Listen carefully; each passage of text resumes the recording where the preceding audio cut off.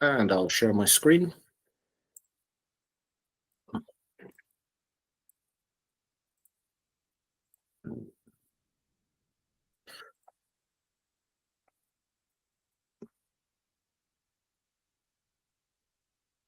Okay, so welcome to the Techie Thursday. These are the technical updates for September last month.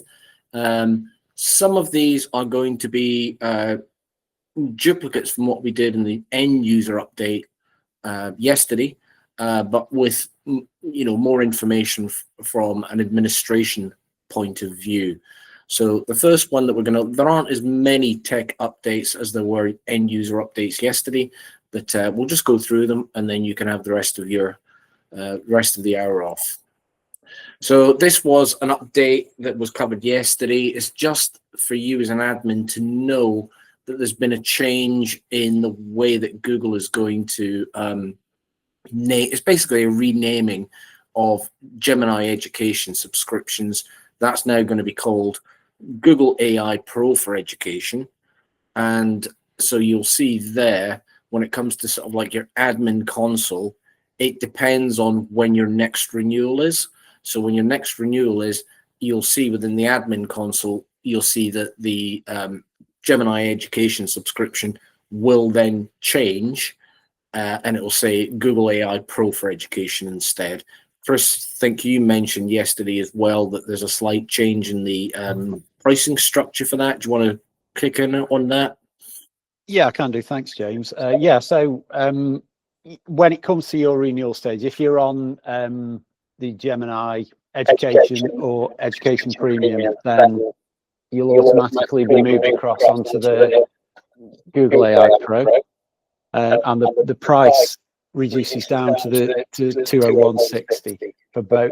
Basically, premium features at the slightly reduced rate. So that will be dealt with automatically at the renewal stage. We'll be in touch way before anybody who's looking to move into Gemini. It will now be the Google AI Pro for Education. Yep. Thank you. Thank you. This next one is a partnership that we mentioned yesterday with OpenStax, where it's completely free, peer-reviewed textbooks that are available to students through NotebookLM. And you can sort of like use these free resources within NotebookLM to help your students, basically. From an admin point of view, obviously the teachers and the students must be in an OU where NotebookLM is set to on. So you can't just have your teachers with NotebookLM and your students without NotebookLM. They both have, in order for this functionality to work, it both has to be set that they both have access to NotebookLM so that they can get content, and it says there from subjects like biology, psychology, business. So that's just the point. Okay, this is closed beta. So this is the shared signals framework. Closed beta obviously means it's not like open beta where anyone can try it. You actually have to apply for it. And there's no guarantee if you do apply for it, then that you will actually be accepted onto it. But it's just an increased security that they're putting in place with the shared signals framework. And it's part of that, like it says, they are part of the Open ID Foundation. So it's things like, if a session is sort of like interrupted or something like that, then it will shut the session off, basically. So it's basically just better security. And once it's sort of, typically with these closed betas, once people sort of like sign up for it and try it, Google will fully intend to actually roll that out to everyone in the future. It's just whether you want to actually be part of the startup of it. Okay, this next one again was mentioned yesterday. Students and teachers can now create flashcards, quizzes, and reports in NotebookLM. Again, the only admin thing that you need to know about is, again, both the teachers and the students need to be in a group or an organizational unit that has NotebookLM set to on. because if the teachers are turned on but the students aren't, it isn't going to work. Okay, so client-side encryption now has full support for Google Sheets. So this is if you've already got client-side encryption set up. You can see in the animated GIF there that you can create an existing file. You can convert an existing file into an encrypted file by using the Make a Copy menu. So that's just another way. If you've already got client-side encryption, it's now got full availability for Google Sheets.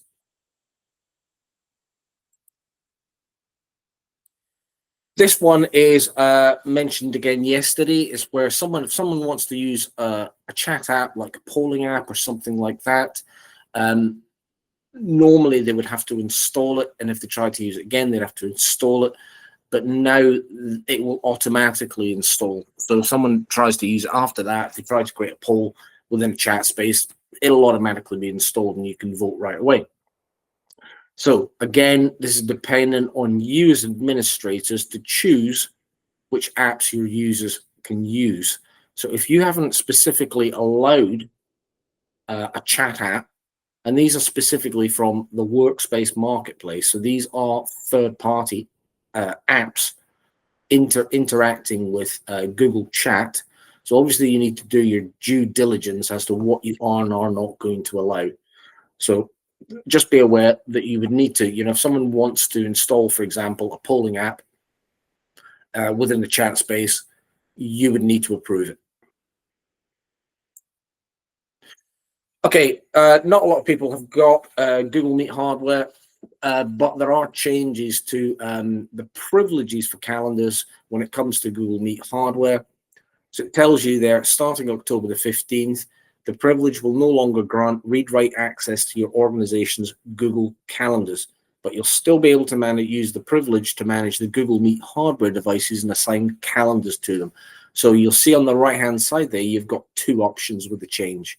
You can either do nothing, or you can grant the managed calendar privileges to admins. This one is to do with your desktop. So if you've got Windows machines or if you've got Mac machines, this is to do with the Chrome browser. So not the Chrome OS as in Chromebook. This is purely to do with the Chrome browser. And Gemini is coming to the Chrome browser. And again, on the right-hand side, I've put what you need to know as an admin. So it's on by default unless you turn it off. So depending on what you've got in your Chrome settings, depends on whether the Gemini will appear on a Chrome desktop or a Chrome MacBook or not. Okay, so we covered this again yesterday.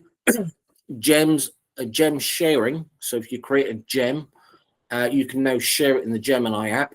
But the admin controls you need to be aware of here is that the feature is on by default, but you can disable it. So if you don't want people within your organization to create a gem and then share it amongst the domain or outside of the domain, then obviously it's within your share settings within Drive and Docs so that you can, where it's turned on by default, you can turn it off. Okay, this is a big one for admins. Reporting rules are now activity rules. So this is when you're looking at your rules, it's basically simplifying your job.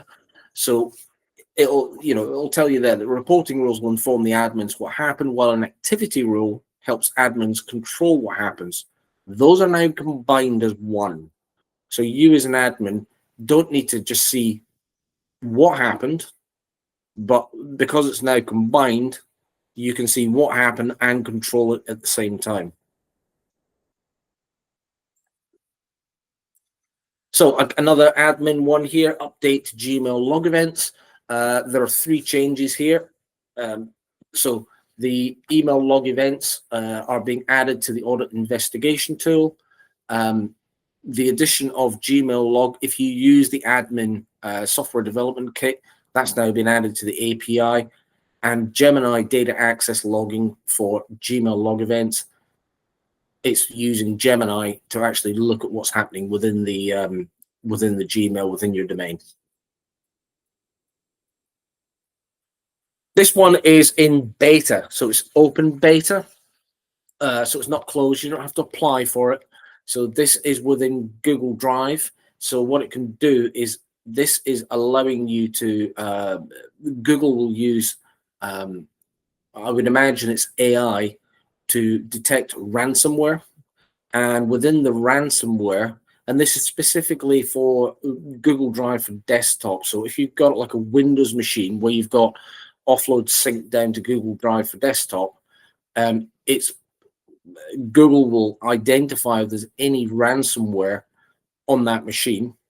You as an admin will get alerted that there's potential ransomware on that machine, and you will be able, users will then be able to recover, even if ransomware is installed or has been infected. You can restore all the files that you may not have had access to because of ransomware. So on the right hand side there, that gives you the breadcrumb trail there as to where you can find that. Admin console, apps, Google Workspace, settings for Drive and Docs, malware and ransomware. So again, you will get an alert if it's detected.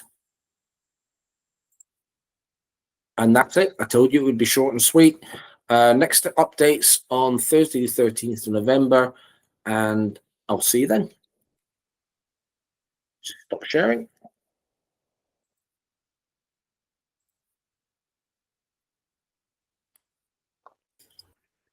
Anyone got anything to say about those updates today? You just got to love Google. Sorry, Pete? You've just got to love Google. It's just every single month, and this is why we do these sessions. Every single month, there's just incremental little improvements that just make people's lives an awful lot easier. Even just the sort of like the audit logs, combining the two, kind of like being alerted and then having to take action in another place, put it as one. And kind of like, here's the alert, here's the action you need to take. It just makes your life as an admin an awful lot easier. Yeah, brilliant. Absolutely brilliant. Yep. But you can see from a lot of the updates, both today and yesterday, every single month they're just adding more and more and more AI into everything that they're doing. It's completely taking over, so to speak, which isn't a bad thing. It's a good thing. I love it. NotebookLM, superb. Yep. Fabulous tool, that. Yep. And what was the thing with yesterday? Nano banana. I love that. I told one of our members of staff, we have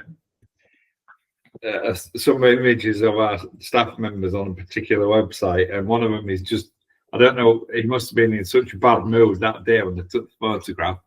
I've been waiting for a photograph from him for ages, and I thought, right, no, I'll just do it. I made him smile, and then put his chef lights on. That is absolutely brilliant. He said, I don't remember taking that. No, because I did it yesterday. Luckily, he didn't mind. Yep. Oh, you can certainly have some fun with AI as well, can't you? Oh God, yeah. It's just so good. Making life so much easier. My emails are amazing. I didn't know I could write it so well. Who would have thought? Well, exactly, yeah. and the thing I love about the using of Gemini in Gmail is that Gemini will, if you've got multiple people in an email thread, it will summarize it at the top. So it'll like say who said what and who's asking this and who's asking that. Yeah. It's just at a glance. It's just sort of like you get a very quick overview without having to scroll down through 10 emails or 10 different emails within a thread. So yeah, very useful. I can't wait for the Chrome. I can't wait for that. I'm so excited for that. The amount of mandatory training things that we have to fill in. It's like so mind numbing. Just there you go. Done. Yes. Oh, I'm so happy. Has anyone got any sort of like issues or stuff that they've come up with recently, or? Only my IT department. Oops. Did I say that out loud? Yeah, and maybe I should stop the recording actually, Pete. I don't mind. No, you're fired up. I'll stop the recording now.